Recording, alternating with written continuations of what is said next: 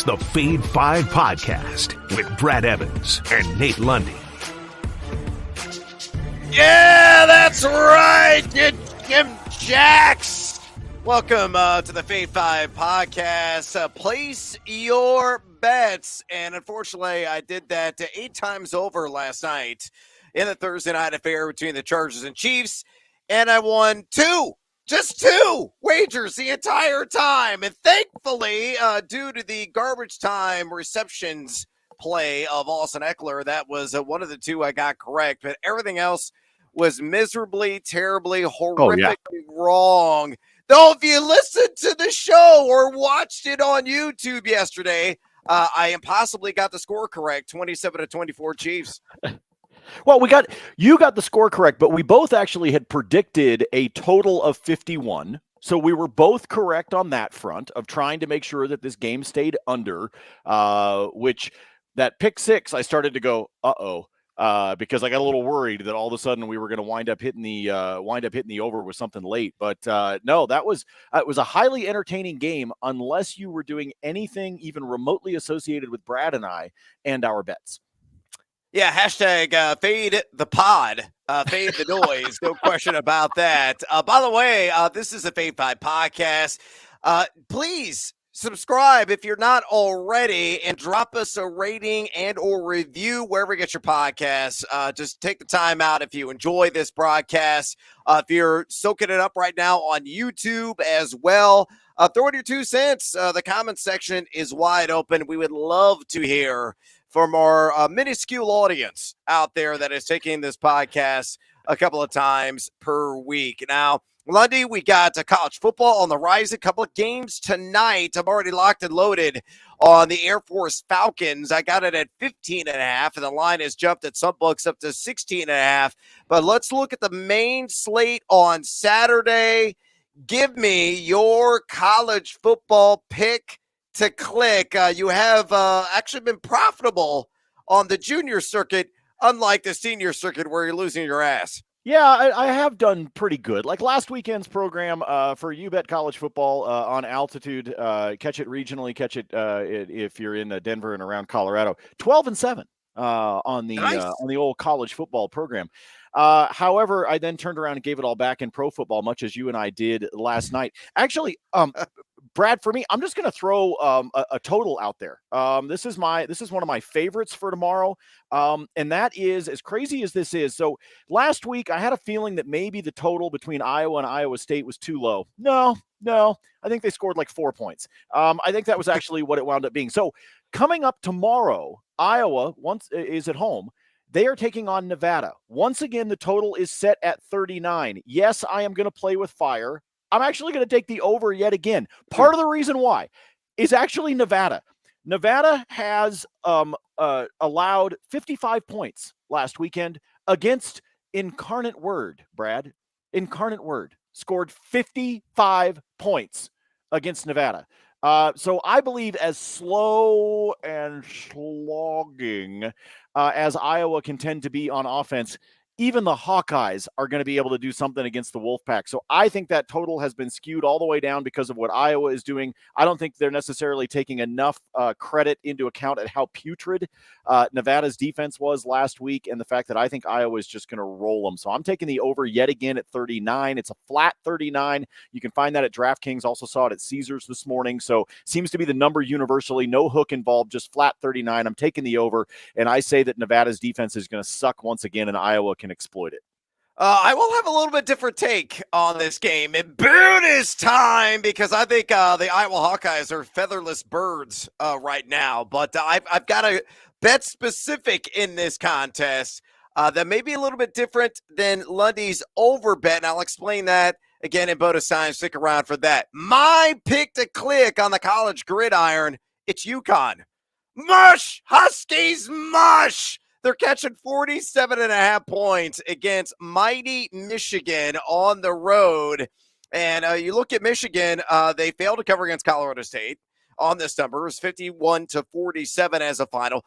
They failed to cover against Hawaii, which has been a turnstile defensively. They won that game 56-10. So they've been very impressive offensively. This number is just too large. Nate Carter for the Huskies, averaging 5.1 yards per carry. You look at UConn in general, getting a lot of production on the ground, averaging over 200 rush yards per game. Now, defensively, they're a joke. They're giving up 11.7 pass yards per attempt and 418 total yards per game. And Michigan obviously has a sensational offense, averaging 514 total yards a game. It's just too many points. I think UConn at garbage time with the backups in will find a way to get the backdoor cover on the 47.5. So that's my best bet on the board here in week 3 of the college football season. But let's go to the senior circuit right now in the NFL. Some of our best player props. Another edition of the Fade 5. Number 5.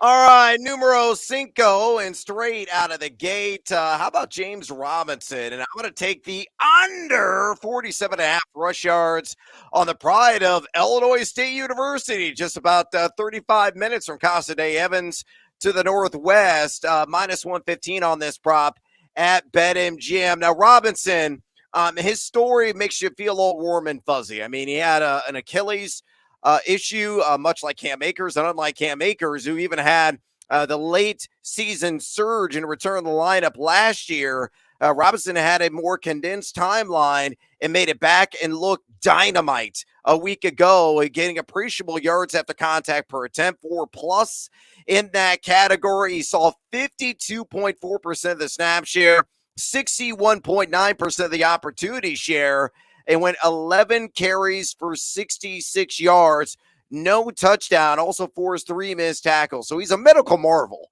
There's no doubt about it, but I think he's going to be humbled in this game against the Colts. Indy gave up just 2.92 yards per carry to Rex Burkhead, Dameon Pierce, and the Houston Texans running backs.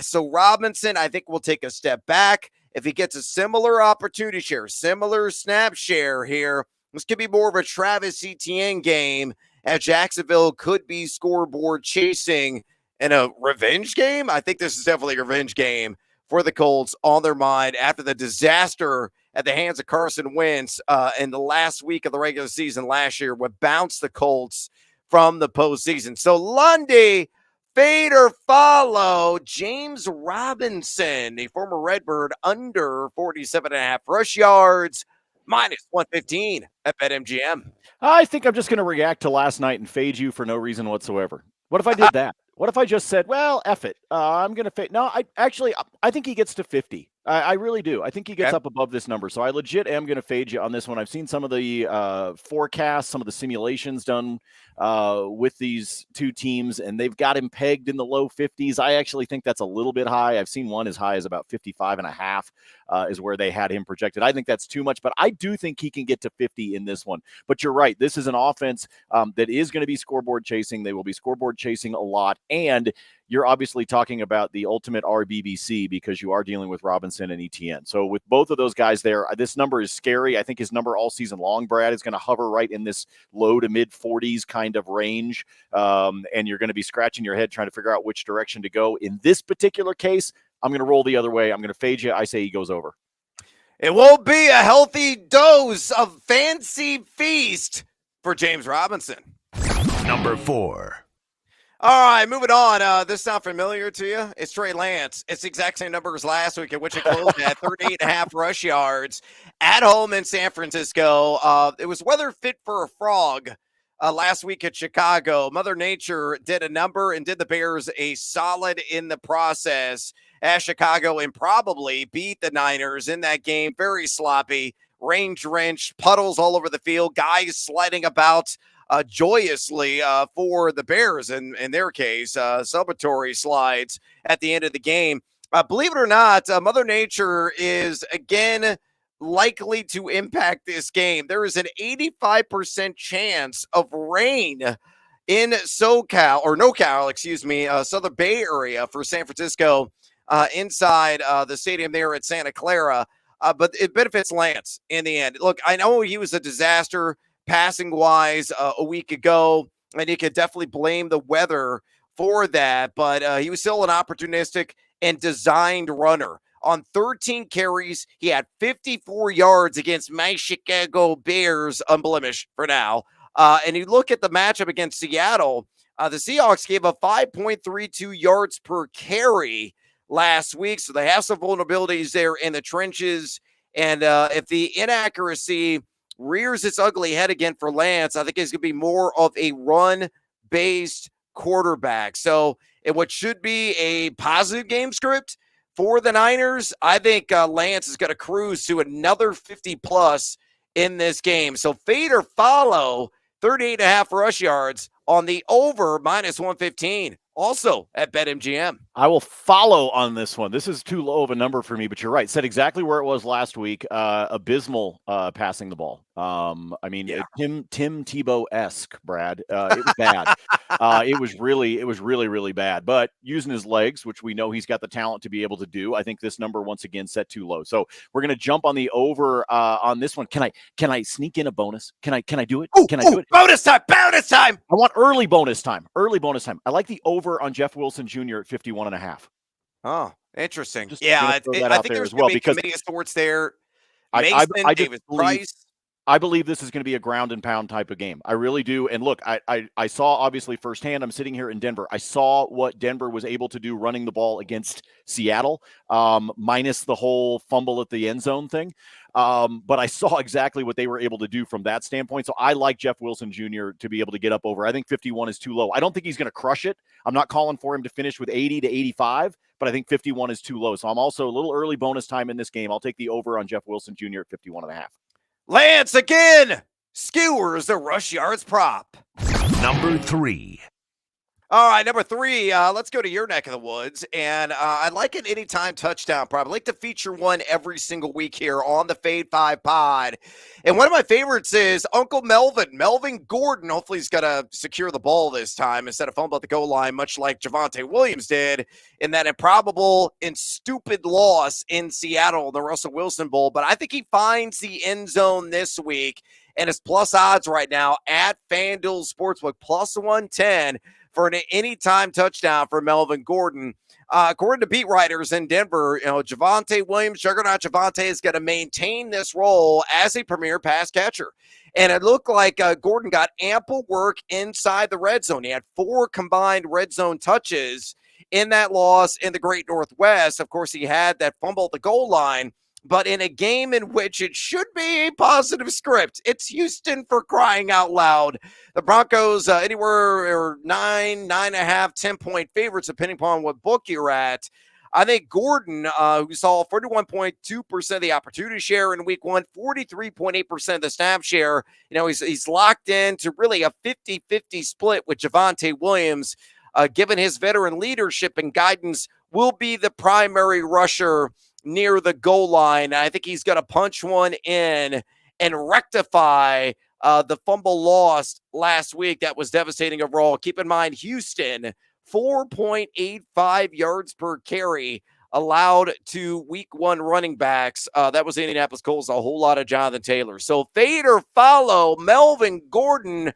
Does he do a little end zone jig at plus 110 at FanDuel? I'm going to fallade. Here's why. I just wanted to get your reaction as I'm making up words here on the podcast. Here's why. I actually already have a bet in on Javonte Williams for an anytime touchdown. He's slightly lower. You got this one at plus 110. I think I got Javonte about 36 hours ago, somewhere in that range, at a plus 108. So really close in terms of the numbers. It wouldn't surprise me, Brad, if they both don't wind up splashing 6. So everything about what you just said, logic-wise, makes total sense, and that's why I made up the fallade, because I agree with you about the rushing touchdown. I just already have a ticket booked for Juggernaut Javonte instead of Melvin. They might both do it, but I think you and I are both on the same track in terms of exploiting a Houston rush defense. Broncos continue to hand the ball off. They have 2 very talented backs. Anybody that thinks that Melvin Gordon doesn't have any gas left in the tank isn't paying attention, because he's still running really strong.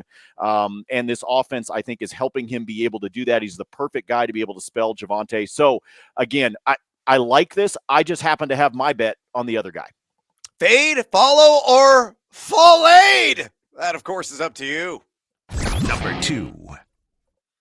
All right, numero dos. And we've seen some significant line movement on this. And if you got in early, if you've been following the spreadsheet that I put out, Lundy does the same thing on social media. I do mine at Noisy Huevos. Lundy puts us out at Nate Lundy.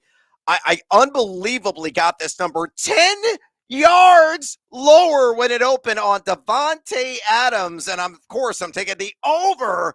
I have it at 83.5 receiving yards. It has now jumped to 93.5 receiving yards, and I would play this up to 99.5 receiving yards. I think it's going to be a century mark effort for him. This is minus 115 at BetMGM. Pure brilliance in week 1, reviving that chemistry that he had with Derek Carr at Fresno State, college teammates.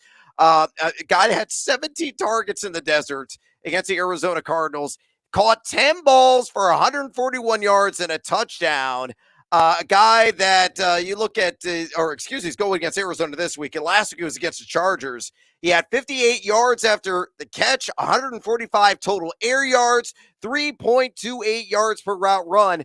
In Arizona against Patrick Mahomes, so another AFC West foe, he gave up 14 of the Arizona Cardinals. They gave up 14 for 169, a touchdown against the wide receiver position, and 9.23 pass yards per attempt to Money Mahomes. So I think Adams going to be north of 100 yards yet again on double-digit targets. This is going to be a theme, I think, for him the entire season, is the lust, the fantastic feelings that Carr has for him vertically. So fade or follow over 93.5 receiving yards, minus 115 on Davante Adams at BetMGM. Yeah, lock and load the over on this one. This is also, Brad, we did this a little bit yesterday with the Thursday night game, and I know it wasn't entirely successful for us, but we like to build those really simple, just like 2-leg same game parlays, 1-game parlays, right? You just grab 2. Yep. And sometimes you can do them off of the same player. Love the idea, and I haven't done this yet, so folks get out, do it, look and see exactly what the numbers are. But I love the idea of taking Davante's yards prop and throwing it together with an anytime touchdown and putting those two together, because his anytime touchdown number is not going to get you much of a payday. But if you go ahead and just add that 1 leg, just make it a simple 2-leg, 1-game parlay just on Davante, I think he splashes 6, and I really like this number. Good on you for grabbing it as low as you did to be able to get yourself a massive cushion. But I think this is one you could pair up together. I think they continue to exploit him, and you're right. This is going to be a theme, barring injury, knock on wood.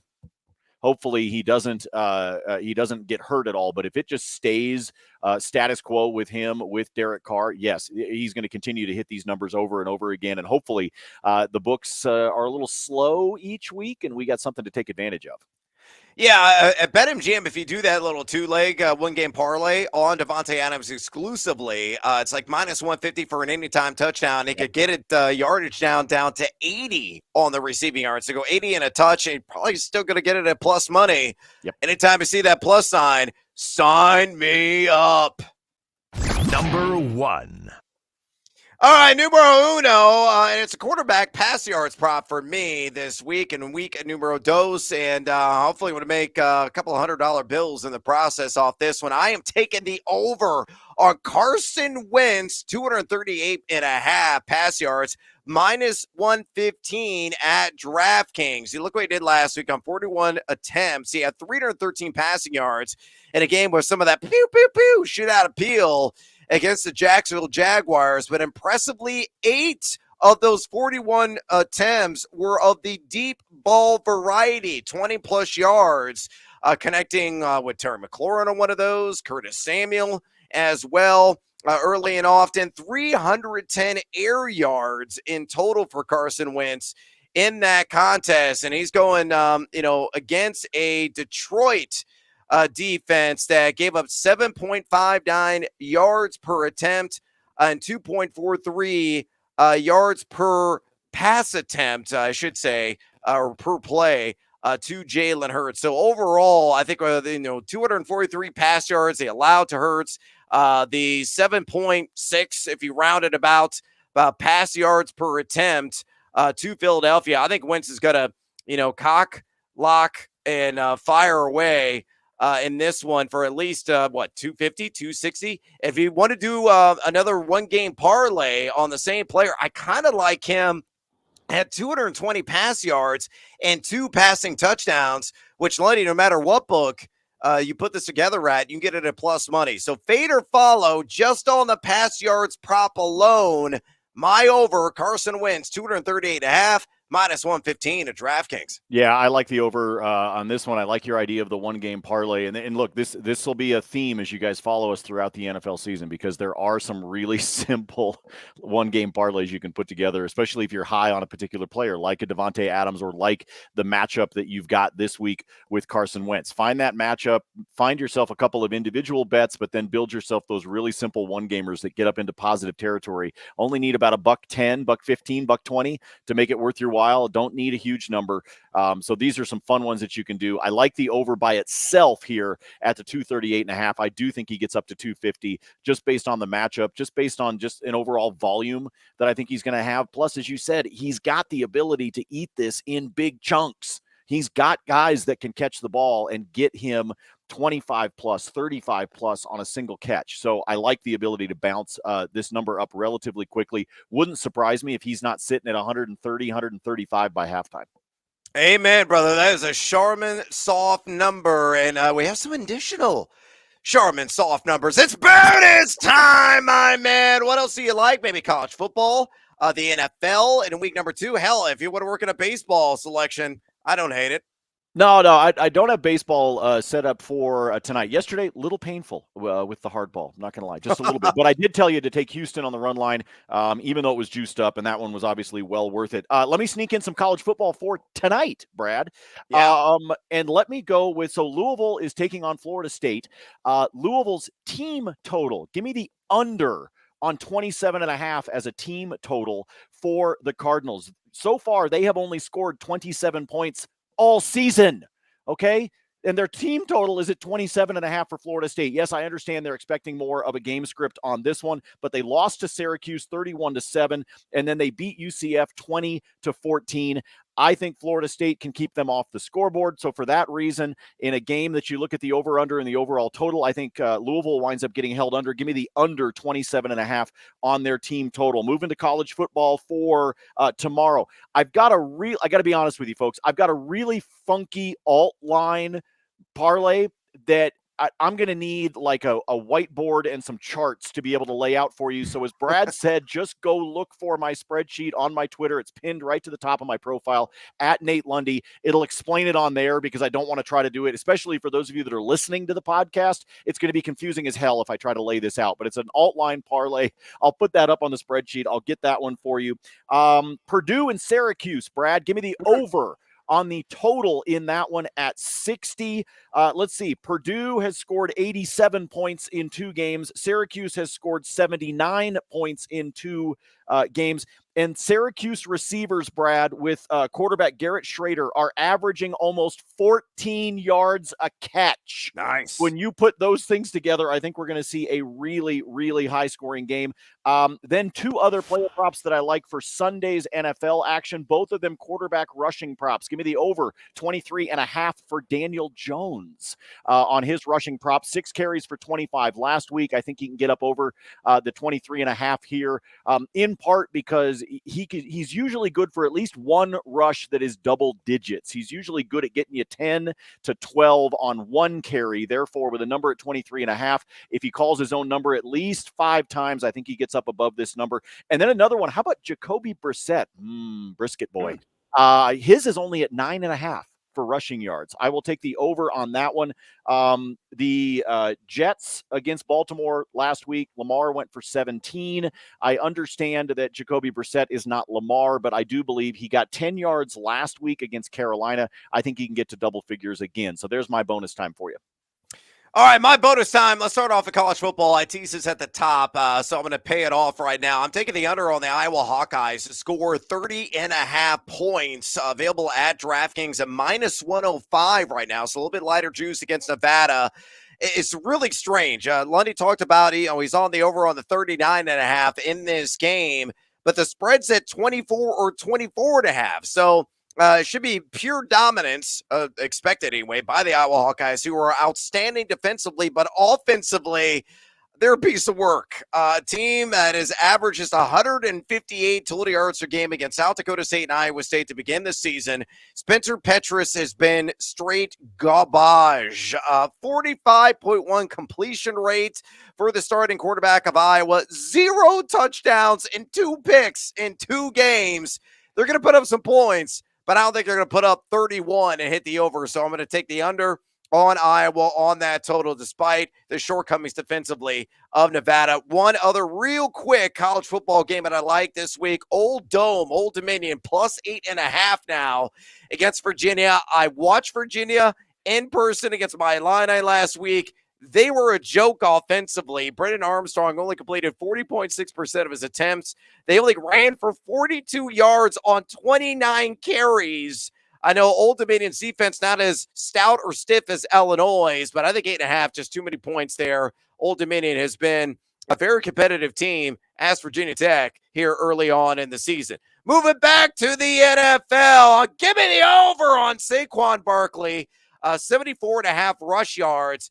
He was genius in week 1, 161 against Tennessee, 6.83 yards after contact per attempt. He gets Carolina, which gave up 5.67 yards per carry in week 1, 141 rush yards to Nick Chubb. I think he hits the century mark yet again. And how about a little same game parlay? And I'm just going to go with a little two-legger.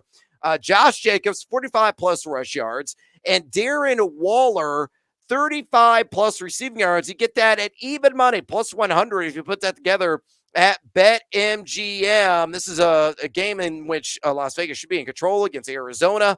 Jacobs easily eclipsed this number last week, 10 for 57.